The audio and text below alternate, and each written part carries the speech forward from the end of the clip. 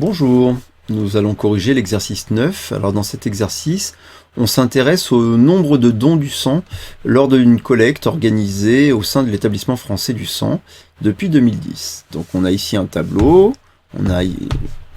avec deux lignes, une ligne qui correspond donc aux années de 2010 à 2014, et puis le nombre de dons du sang en milliers. Alors, première question, on nous demande de déterminer la variation absolue de cette évolution entre 2010 et 2014. Alors, ce qu'on appelle la variation absolue, on l'appelle grand V souvent, la formule c'est très simple, c'est la valeur finale moins la valeur initiale.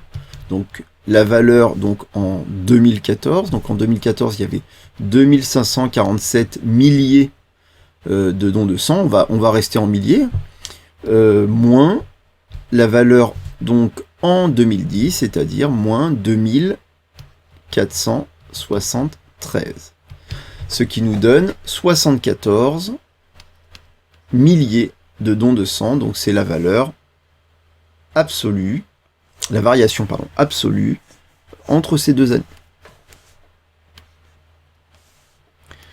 Deuxième question, on nous demande de déterminer à 0,01% près le pourcentage d'augmentation T entre ces deux années, 2010 et 2014.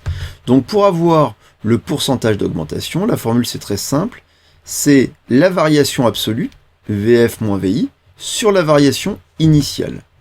Autrement dit, ça nous fait du 74 sur la variation initiale, c'est-à-dire 2473.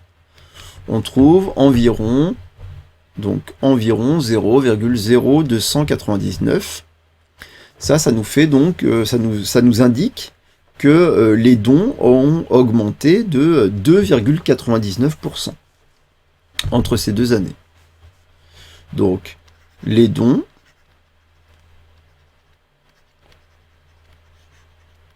ont augmenté d'environ 2,99% entre 2010 et 2014. Dernière question, on nous demande de déterminer le coefficient multiplicateur, qu'on note CM, coefficient multiplicateur, associé à cette augmentation. Vous savez que une augmentation revient à une multiplication par un coefficient, et ce coefficient, la formule c'est très simple, c'est toujours 1 plus le taux, écrit en décimale. 1 plus le taux, c'est le quotient multiplicateur. Donc évidemment, ici, il vaut environ 1 plus 0,0299, c'est-à-dire environ 1,0299. Voilà notre coefficient multiplicateur associé à cette augmentation. Et ça clôt cet exercice numéro 9. Au revoir.